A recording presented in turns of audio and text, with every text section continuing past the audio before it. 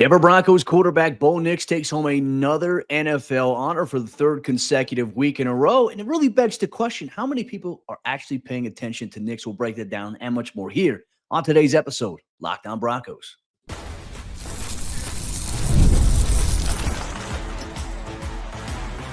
You are Locked On Broncos, your daily Denver Broncos podcast. Part of the Locked On Podcast Network, your team every day. Hey, what's happening, Broncos Country? Welcome to another episode, Locked On Broncos, your daily Denver Broncos podcast, part of the Locked On Podcast Network, where you know it is your team every day. Thank you so much to all the everydayers and first listeners out there in Broncos Country. We appreciate you so much for tuning in wherever you're at, whenever you can. Thank you so much for making the show exactly what it is. I'm Cody Roark, Broncos reporter for Mile High Sports, joined as always by Sayre Bedinger, site expert, predominantlyorange.com. Also, writer over there, NFL Spin Zone. You can catch us here every single day. Today's episode of the show is brought to you by our friends over there at the Game Time app. Download the Game Time app, create an account, and use code LOCKEDONNFL for $20 off your first purchase. And here's what you can expect here today. Broncos Country, following your Thanksgiving feast, Broncos get a little bit of help on Thanksgiving from the Green Bay Packers and elevate a little bit of a cushion against the Miami Dolphins and some of the other teams that are behind them in the playoff race. We'll highlight that. What's the latest injury update on Zach Allen, who was a big loss for the Broncos last week against the Raiders? But we'll kick things off on today's show by highlighting Bo Nix winning another award for the third consecutive week, but he's also on the injury report. And there's a lot of things, Sarah, just going on about Bo Nix. Look, I frustrate a lot of the national pundits, fans about not watching the tape, because it's clear, there's narratives being put out there that, hey, Bo Nix, he's just protected by play action. The Broncos have a strong run game, and that's why Bo Nix is having success. And it's like, wait, where's the good run game at? So you call that out, and all of a sudden everybody gets in their feelings. Interesting week so far for the Bo Nix side. But you know what? None of that matters, because he wins NFL Rookie of the Week for the third consecutive week, which is the first Bronco to ever do just that, sir. So Bo Nix, once again, all these things protecting him, somehow finds a way to win these awards. I know. Just imagine what could happen if he starts impressing the film bros, Cody. I can't fathom what awards he could win or what accolades he could rack up. It's going to be impressive to find out when Bo Nix actually starts playing well, what he's capable of doing here. But all joking and tongue-in-cheek aside, I mean, Bo Nix has been tremendous this season for the Broncos. You and I have talked about it every single day, every single week. And shout out to all the everydayers who have been rocking with us through it all, that Bo has been improving every game. I mean, since that Seattle game where I think there was a lot of concern in Broncos country of all right, I mean, what the heck was that? What are we doing here? Is he going to be able to find a way to get better? And then, as the weeks progress, slowly but surely, it seems like things are slowing down for Bo Nix. He's operating the offense very efficiently, very effectively. He's pushing the ball to all three levels of the field, and he's just spreading the ball around really well. He's seeing the field so well, Cody, and he's not making mistakes with the football. So he's well deserving of that award, the third straight Rookie of the Week award. And look, I think the bigger story here is that he popped up on the injury report, right? Because we saw him during that Las Vegas game on the TV broadcast. He was on the sideline getting treatment for his back. Actually, what I saw was him kind of wrapping his own torso with the athletic tape there. So kind of interesting. I didn't really make much of it. You see him wincing going into commercial breaks every once in a while, and that type of thing. So something to monitor, as he did pop up as limited on the first official injury report of the week, which came out on Thanksgiving. Yeah, and we attended practice on Wednesday, which there was no official injury report there. The league did not mandate it because of Thanksgiving, but saw Bo there, and Bo looked fine. Obviously they had a little walkthrough on Thursday on Thanksgiving Day that wasn't open to the media. It was a quick in and out session. He popped up as limited there.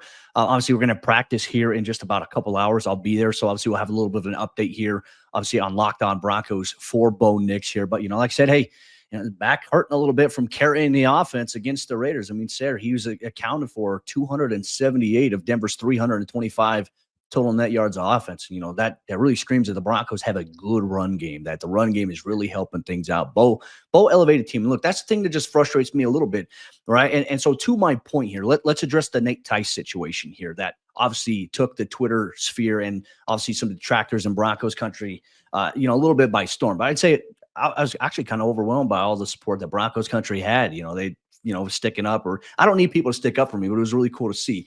But it's like, you got national guys like Nate Tice, who look, I've seen Nate's work before. Nate does a tremendous job on a lot of different film breakdowns that he does. But it's like, how can you say you watch the Broncos film when your takeaway, and you can even go back to what they even said after the Broncos' first preseason win with Bo, and there's videos about that. But how can you take away that Bo is just a product of being protected by play action, and that really he's got a good run game to help him out? And the justification that they were saying was, well, his first and second down run rate in terms of the Broncos having success there helps him as a passer in third down situations. The Broncos run game, Sayre, has not been good all season long. Bo has been the leading proponent of the Broncos run game a good portion of the season. Some by design, some not by design there. But when your lead back is averaging 3.7 yards per carry on the season, and there was even a stance where he had like negative rushing yards last week against the Raiders, how can you say that Bo is benefiting from a good run game? Jaleel McLaughlin started off the game with a couple of big runs, absolutely, but then he had the knee injury, and then you didn't get the run game going after that. The Raiders sold out against the run. They ran a lot of cover 0 looks. Denver's been facing a lot of cover 2 defenses this year. So for me, it's just like, I don't know how you can watch the film and say, hey, Bo doesn't push the ball downfield much. I would say early on in the season, he was taking some shots, but I think in the first half of the season, he was just playing to like, hey, I got to protect the football. I can't keep making the same mistakes that I was early on in weeks 1 and weeks 2. So he was playing methodically safer. But as you've seen, when you watch the games with your eyes and not just rely simply on, oh, well, this data point here, his ADOT, his CPOE, EPA, whatever acronyms you want to use there, says this, it's like, just watch what he's doing. You've seen he's gotten more comfortable in the dropbacks, and you've seen that he's been able to launch the ball downfield more. He's using his legs to get to the outside to create opportunities. People look so much at ADOT and they're like, okay, that's it. Like Bo, he benefits from screens. Screens are a part of the Broncos offense, but the thing that Denver has offensively now, sir, they didn't have last year with Russell Wilson. They have a short to intermediate passing game that is effective, and you've got a quarterback who's still taking shots downfield. So those narratives that he doesn't do that and that he's got a good run game, that was my point of contention. That's what I put out there. It's like people with national platforms put that stuff out there. It spreads like wildfire because people who don't actually watch it grab onto it and say, hey, that's the Broncos. It spreads false narratives. And that, I think, is to the point. Should I have been as harsh on Nate, like saying Nate is ruining it? No, I don't think that was the case. I should have prefaced it by saying, hey, national media today is ruining discourse on football because of things like that, where you say something, you have a big platform. People are like, yep, that's the Broncos. And they don't watch the Broncos, but they say that. Like that, to me, that drives me nuts. Yeah, because then we get questions and comments and things dealing with people saying, well, Bo Nix is a check down merchant, or Bo Nix, checks the ball down, as Nate said in his video, Cody. And for those that don't understand the reference, I mean, go check our Twitter pages from the last handful of days, and you can kind of see a lot of Broncos country rallying around this, because in this video, it was said that Bo Nix checks the ball down a lot. And so we took kind of issue with that, because I don't particularly see Bo Nix checking down the ball a lot. I see him pushing the ball. I see him operating the offense really well and taking the check down when he needs to. I don't see him checking the ball down a lot. I see a number of plays that are designed short passing plays, but that's very different to me than just checking down the ball. To me, a check down a lot would mean that Bo Nix isn't necessarily seeing the field well. He's not getting to all of his progressions, and he's kind of just panic throwing. Like Russell Wilson checked the ball down a lot. So just ask Samaje P. He was one of the team's leaders in receptions last year. That was an issue last season, but Bo Nix isn't checking the ball down a lot. So when you say something like that and you get called out for it, and then you have other people in that same community, Cody, who come to the guy's defense and say, well, somebody points out Bo Nix leads the NFL in completions over 20 yards. And so then you have somebody else that comes and says, well, that's because he has more attempts than anybody else beyond 20 yards. And so I'm sitting there trying to figure out, is Bo Nix checking the ball down a lot, or is he throwing the ball downfield a lot? And what is what's the truth here? So the truth of the matter is that a lot of people say they watch the Broncos, and I believe that they do on a number of occasions. I believe they do watch some of the Broncos, but at the same time, you got to understand that if you say something that is not factual about the Denver Broncos, that you're going to get called out by people who actually do watch the team. And it's not just because we're fans of the team that are saying, man, I'm coming to bat for my guy. You can't speak negative of my guy. I could care less if people talk positive about Bo Nix, Cody. I don't care. What I care about is if you say inaccurate stuff about Bo Nix. If you're saying stuff that's not correct, not factual, based on what he's doing in the games and what we're seeing with our eyes, that to me is the bigger issue. Well, like I said, too, in terms of Bo checking it down and taking shots downfield, the 20-plus yard passing attempts, even the screen game, like, tell you, Sean Payton's inventing new offenses by running screenplays at 10 to 15 yards downfield. That's the new screenplay here in the NFL as we're seeing it. If he is a product of being a screen merchant, it's just like, and we're also seeing Bo distribute the ball evenly. How many games have we seen Bo connect with 8 or more different receivers in a game, right? This is a guy who's not just pixelating on one guy. He's spreading the ball around, which is a nice, productive thing to say. And Bo certainly has grown quite a bit. And look, I think that's the biggest thing is like Bo is growing. He's doing all things. He's not the same quarterback he was in the first 4 weeks of the season.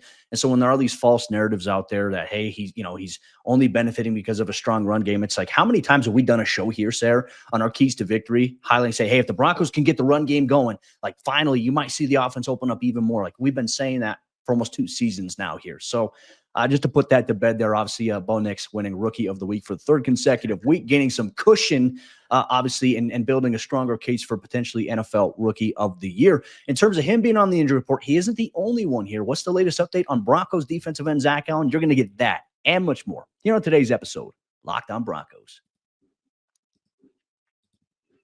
Today's Locked On Broncos podcast is brought to you by our friends over there at the Game Time app. And Game Time has a brand new feature called Game Time Picks, which makes getting tickets to see your favorite teams play live even easier. Game Time Picks filters out the fluff to show you only the incredible deals on great seats, so you don't have to waste your time searching through thousands of tickets. If you want to go see the Broncos and Browns on Monday Night Football this week, go inside the Game Time app and you'll see the best deals possible for that game, especially as it is a primetime game in December. Broncos Country, it doesn't get any better than that. And on top of that, they also have all-in pricing where when you toggle that feature, it shows you your total up front, so you're not hit with any surprise fees at checkout. Transparency is important here for Game Time. They also have seat views where you can get a panoramic view of the action that you're going to see to the event that you're going to attend. So if you're going to go to the Broncos Browns on Monday Night Football, you have a specific seat. You're going to see exactly what your field vantage point is going to be like from the spot in your stands inside the Game Time app. So take the guesswork out of buying tickets with Game Time. Download the Game Time app, create an account,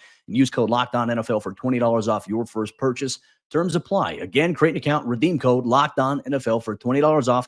Download Game Time today. What time is it? Game time. Guess who's back? Broncos Country back again. Zach Allen is back on the practice field in full for the Denver Broncos as they approach their Monday night matchup against the Cleveland Browns. Cody and I are going to talk about Zach Allen, his return to the practice field, a little cameo that he made on one of Cody Roark's practice video posts there, as well as a lot more on today's episode of Locked On Broncos. Hey, everyone out there, thanks so much for making us part of your day, however you choose to do so. Happy Thanksgiving, Black Friday, whenever you're listening to this episode. We appreciate you all so much for making us part of your week, especially this week as you're celebrating with family and friends and getting geared up for the Denver Broncos to potentially, hopefully, win their 8th game of the season. But Broncos Country, we have to discuss Zach Allen because, like Slim Shady, Zach Allen was back out there, Cody, and we've created a monster, but nobody wants to see monster no more. They want Zach Allen back in the lineup against the Cleveland Browns. The dude has been a force all season. Yeah. He's already very close to setting a career high in sacks. His career high is 5.5. He's already got 5. So he's 1 sack away. He's already set a career high in tackles for loss. He's right there in quarterback hits, pressures, everything. This is the banner year for Zach Allen. To have him miss a game against the Raiders, Cody, that was tough, but looks like he's going to be back against the Cleveland Browns. Yeah, and look, to be honest with you, when we saw him pop up on the injury report last week before the Raiders game saying, hey, he's got a heel injury, like usually that indicates that he suffered the injury in practice, not beforehand, or else that would have been prior knowledge, because we saw him last Friday before the Raiders game, and it's like, all right, he's going through a stretch, and it's like, wait, he popped up on the injury report, now he's questionable, like what? And then come to find out when you see the video of him on Sunday before the game in a walking boot, you're like, wait, what's going on? And then Sean Payton told us on Monday, hey, we should be fine in that regard.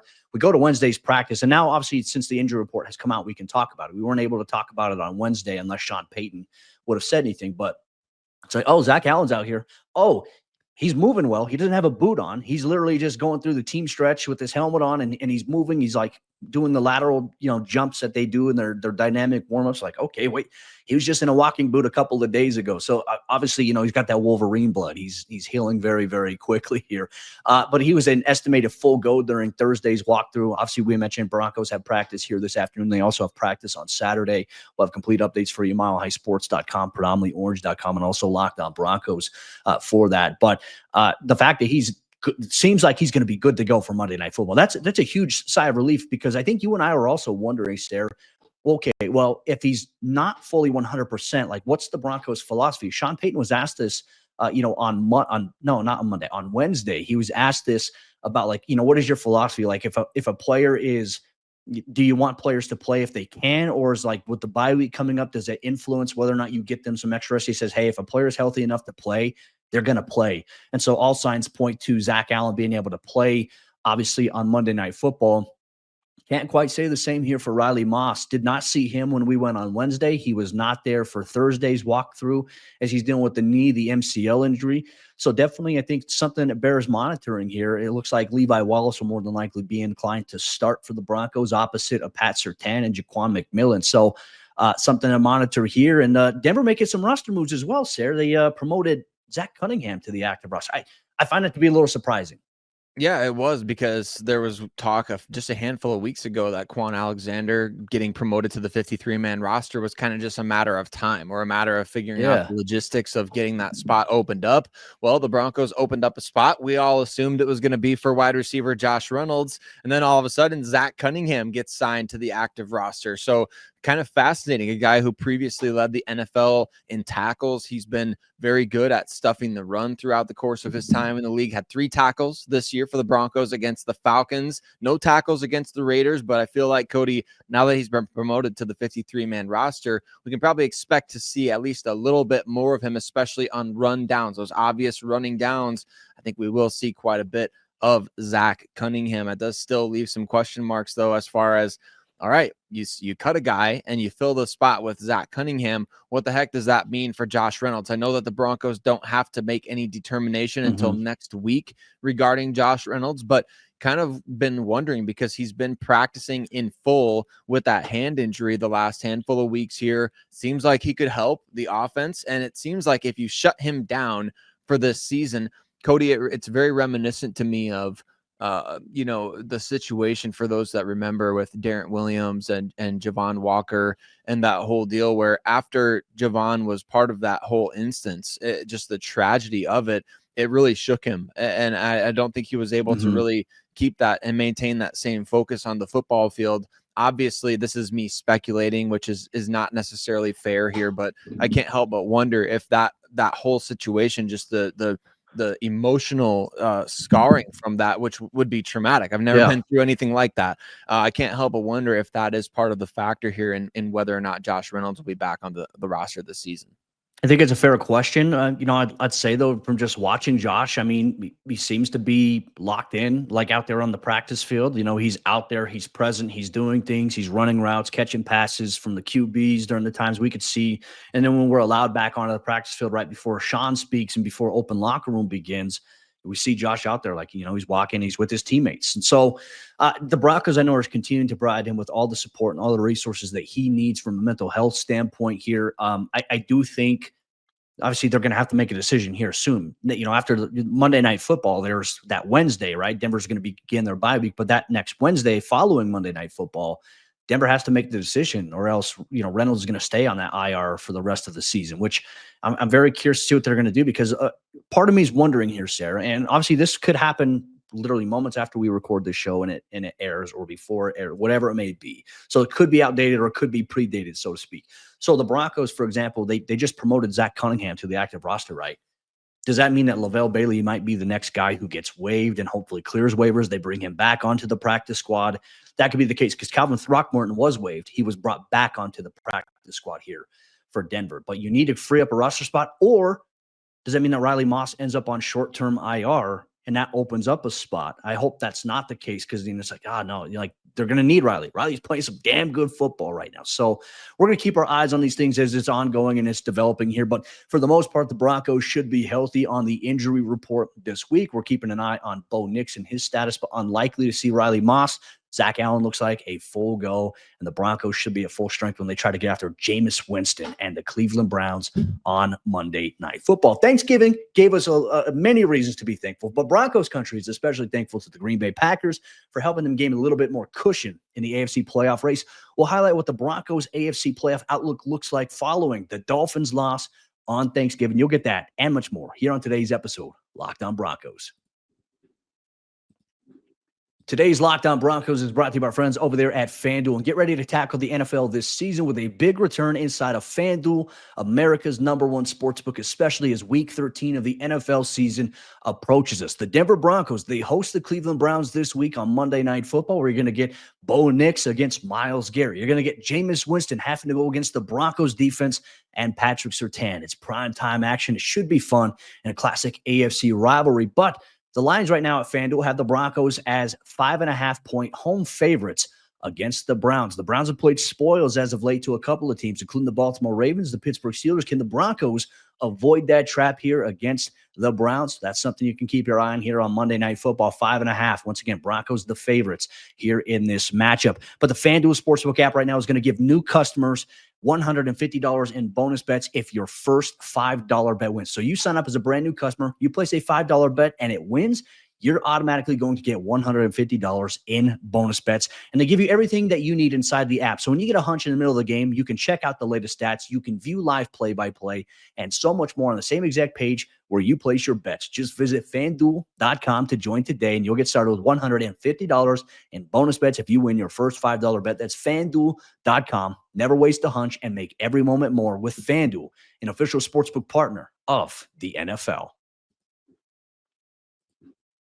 As we jump in the fourth quarter action on today's episode, Locked On Broncos, we're going to take a look at the AFC playoff picture after Thanksgiving. The Broncos have many reasons to be thankful for the Green Bay Packers. We'll dive into that here on today's show. Real quick, I want to take a moment to say thanks once again to everyone in Broncos Country, all the everydayers, all the first listeners out there. We appreciate you so much for tuning into the show every single day, all year long, for the best Broncos objective news, content coverage, and more. You get that here every single day. Sayre, I think Thursday was very, very busy, obviously, for Thanksgiving. I hope you and your family had a great one. I hope everyone in Broncos Country had a great one.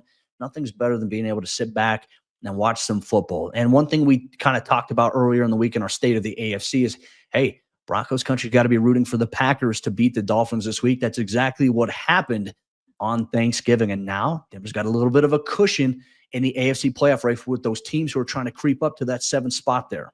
They do. The Broncos at 7-5 are in really good shape right now, Cody, as the Dolphins now drop to 5-7 on the season. They were kind of lurking behind after 3 straight wins, and they were 5-6 going into that Green Bay game. But man, bringing the Dolphins up from South Florida to come play in the cold temperatures at Green Bay, that's just a tough ask, and it was predictable in a lot of ways, the result of that game, unfortunately, as we kind of saw in the playoffs when we were all hoping the Dolphins and their high-flying offense could go to Kansas City and get a win, and helmets were busting all over the place. So it's a tough ask for them, and so we saw kind of that cushion being built as the NFL.com playoff predictor now has the Broncos odds at about 73% or 74%. Depending on if you round up or down. And that number could go up significantly here, Cody, this weekend. If the Broncos can get a win and we get to all sit back, as you said, on Thanksgiving, nothing better than sitting back and watching football while the Broncos and the fans have the luxury of sitting back and watching what will transpire here on Sunday, as well as the Broncos kind of look to, okay, what's going to be happening with the Indianapolis Colts? They play on the road against New England. The Colts, they could get their 8th loss of the season already. That would be huge for the Denver Broncos. Yeah. Other teams that we're kind of monitoring right now, obviously Black Friday, we'll see what happens with Vegas and Kansas City. Don't necessarily expect that to have any bearing on the Broncos' overall playoff chances. But you look at Pittsburgh going to Cincinnati on Sunday at 12 o'clock. That is going to be a big matchup for the Broncos to watch in terms of Cincinnati kind of being another team that's floating behind. So Atlanta hosts the LA Chargers at noon. So the Chargers got to go play on the East Coast after playing the Baltimore Ravens in prime time. I don't think that's going to be easy for them at all. So Cody, I look at the Falcons coming off a bye as another one of those situations where, hey, they're hosting the Chargers in their house. They're coming off the bye week. The Chargers right now have 4 losses, right? So they're 7-4. They lost J.K. Dobbins too. They lost J.K. Dobbins. Like I'm looking at this weekend as, okay, yes, the Broncos need to take care of business. But the nice thing is that all this other stuff is going to transpire before they even take the field again. Yeah, it'll be nice too, and it's like it's crazy because these situations, especially at the end of the season, we're always sitting looking at the schedule, like, all right, like, okay, these teams need to take care of business against these opponents that the Broncos need to lose. But the ultimate thing, as you mentioned it, the Broncos themselves have to take care of business, right? You don't want to necessarily put it in the hands of other teams. You don't want to be watching like the schedule, and I think this is a good representation of where the Broncos locker room is at right now. I mean, Sayre, we talked to Mike McGlinchey, and we're like, hey, you guys have a bye week coming up. He's like, honestly, guys in this building, we don't want the time off because we're getting in a groove here. And yeah, it's nice to have a bye. He said, but we want to continue to play our best football. And so that's something to monitor. But even guys like Cody Barton are saying it's like, yeah, we need to take care of business because we don't need to be looking at the schedule and saying, hey, we hope we get some help from some other teams.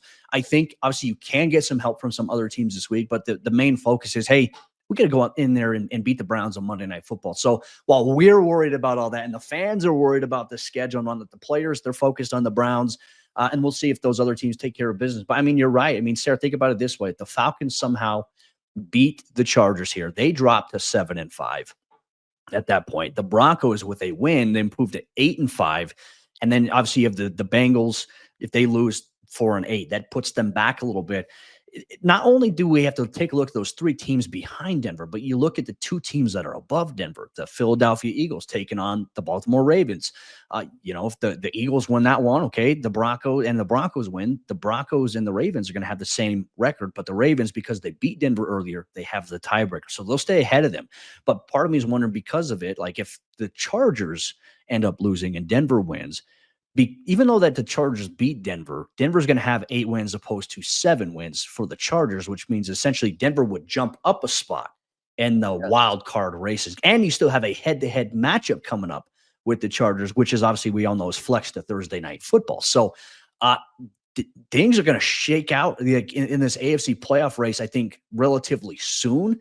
And it's interesting when you look at it, like the AFC, the standings, you look at even the NFC. The NFC is more top heavy in terms of the standings right now, but the AFC just seems like there's a battle between those final, 7, 6, 5 spots there. And unfortunately, that 4th spot is likely to remain with the Houston Texans because, hey, it goes 1, 2, 3, 4 based on division. Best division gets the top. And obviously, best record in the best division gets the top. And then the worst record, the winner of that, of the worst division, is still going to be on top by default. I still don't agree with that, but what can I do? I can't move the goalposts here. Yeah, no, I Cody, as you're talking, I get so excited about this because by the time our heads hit the pillows on Monday night, or for you and I, probably more like Tuesday morning, as late as we'll be up. But by the time our heads hit the pillows, the Denver Broncos could be the 6th seed in the AFC, which as of right now, it kind of just feels like everybody is assuming like if the Broncos make the playoffs, it's going to be as the 7th seed because, well, they've lost to the Ravens, they've lost to the Chargers, but there's still a lot of time for those things to change. And so you want that 5th seed because I think you want to play Houston right now in the first round of the playoffs if possible. I know, be careful what you wish for kind of thing. Yeah, you don't want to play Buffalo. You certainly don't want to, let's say Buffalo overtakes Kansas City for that number 1 seed. I mean, you certainly don't want your first game in the playoffs to be going to Kansas City and playing against Patrick Mahomes. Maybe. Maybe for the Broncos. For most teams, you might not. But look, I mean, just it gets you excited to think about the idea of, hey, if the Falcons can take care of biz, if the Eagles can take care of biz, these teams could set the Broncos up to potentially be the 5th seed as soon as their next. They may not even have to. It may not even require them playing a game, Cody. They could get that 5th seed based on what happens during their bye week in week 14. So really exciting right now based on the way that, things are shaking out. The Broncos, yes, they need to take care of business. You got 3 weeks to get 2 wins. You already guarantee yourself a winning season. they are set up nicely right now to be able to potentially rise up these AFC playoff rankings rather quickly. I've been doing the show since 2017. You joined me in 2020, right before I think it was the COVID season. Or was it 2019 that you joined? I think I joined 21, Teddy Bridgewater year. Okay, so I thought you were with me during the COVID year. But anyways, like we've been doing the show for quite some time together. I've been doing a show for a while, and never, I think, since 2017, never have I had a moment where it's like, hey, the Broncos at this point of the season, they're playing meaningful football. And all of a sudden it's like, wow, it's exciting. Like that 21 season, there was a little bit of an interesting side, right? Because they had that matchup against the Bengals. And they would have beat the Bengals. They probably would have gotten to the playoffs in 2021. But they didn't. So it was close. But this is a different vibe here. And look, I think Broncos country, all the fans have so much to be excited for. I think the future, regardless of how the season ends, I think fans are excited about the vision and about just the potential that this team has going forward. You have an entire offseason ahead where you can build this team a little bit. But this is huge. Like the Broncos, they're in a good position right now. Hasn't been like this in quite some time. So I'm enjoying the ride too with you. I'm enjoying the ride with Broncos country. And obviously it's going to set the table, I think, for the next couple of years here with how this team finishes the season and how they plan to attack the offseason. And Broncos country, one thing we want to say is like, we're going to be here every step of the way. We want you to join us here every single day, all year long. Locked On Broncos, because there's never an offseason. For the true fan, we got you covered daily, all year on the show here. But that'll wrap up today's episode of the show, Broncos Country. We'll have another episode for you on Monday leading up to kickoff. It'll be our game preview. We're going to hand out our players to watch, matchups that will define the game, and bold predictions. You're going to get that on Monday's episode, Locked On Broncos. Plus, you get post-game report coverage after Monday Night Football. You get that here on the Locked On Broncos podcast, part of the Locked On Podcast Network, your team every day.